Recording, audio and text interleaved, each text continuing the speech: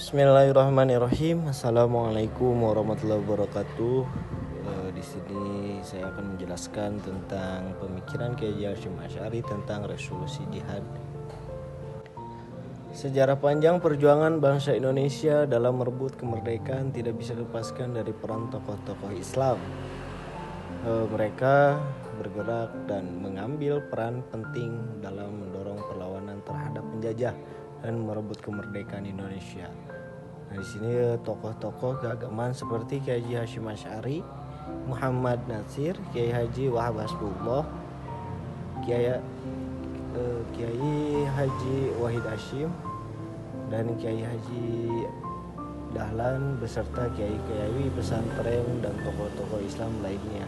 Pemikiran Kiai Haji Hasyim Asy'ari tentang resolusi jihad. Dalam pengertian secara umum, jihad adalah segala bentuk usaha maksimal untuk menerapkan ajaran Islam dan memberantas kejahatan serta kezaliman, baik terhadap diri sendiri maupun orang lain. Dan jihad dalam pengertian umum inilah yang banyak disebut dalam Al-Quran dan hadis, yang artinya pengertian jihad tidak hanya terbatas pada pertempuran, peperangan, dan ekspedisi militer, tetapi juga mencakup segala bentuk usaha yang maksimal dalam rangka dakwah Islam.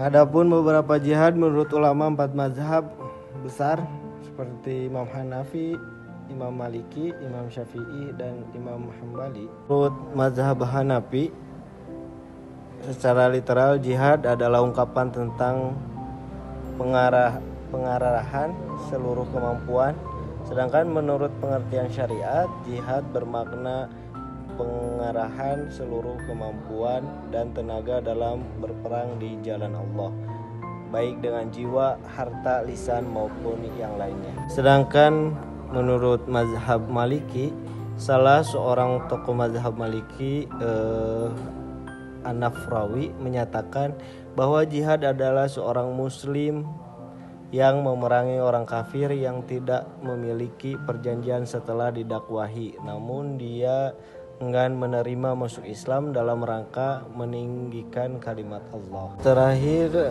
yaitu menurut mazhab Imam Hambali, seperti yang dituturkan di dalam kitab Al-Mughni karya Ibnu Qudamah, yang menyatakan bahwa jihad yang dibahas dalam kitab Al-Jihad tidak memiliki makna lain selain yang berhubungan dengan peperangan atau berperang melawan kaum kafir, baik fardu kifayah maupun fardu ain, ataupun dalam bentuk sikap berjaga-jaga kaum mukminin terhadap musuh.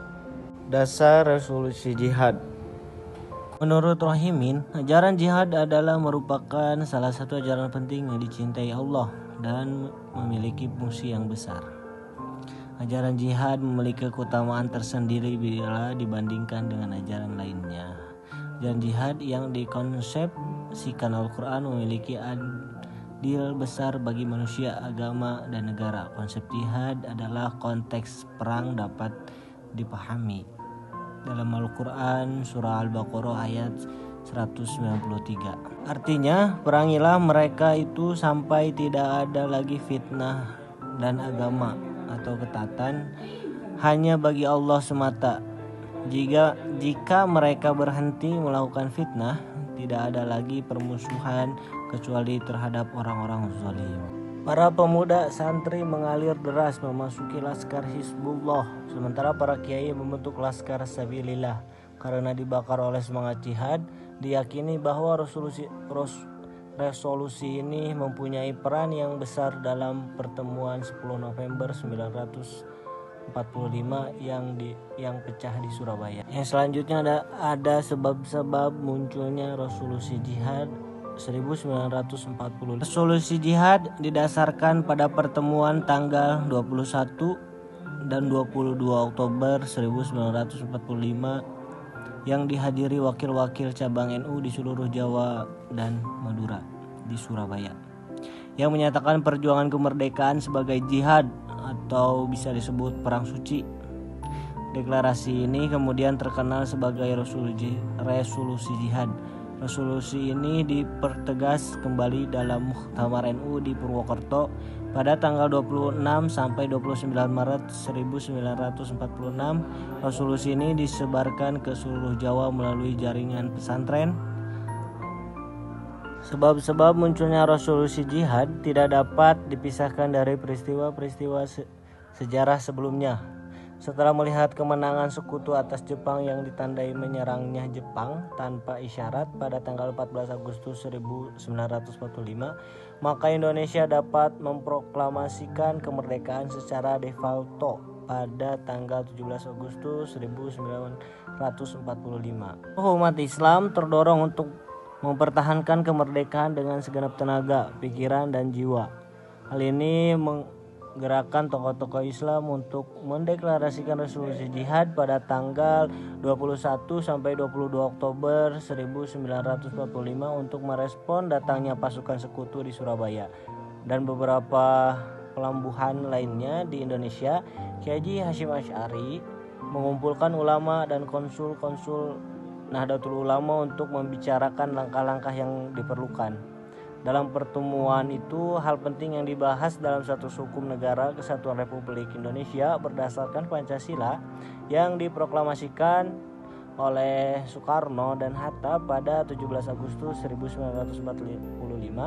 Itu diproklamasikan oleh Soeharto dan Hatta pada 17 Agustus 1945. Kiai Haji Hasyim Asy'ari menjawab statusnya sah secara fikih karena itu umat Islam wajib berjihad untuk mempertahankannya.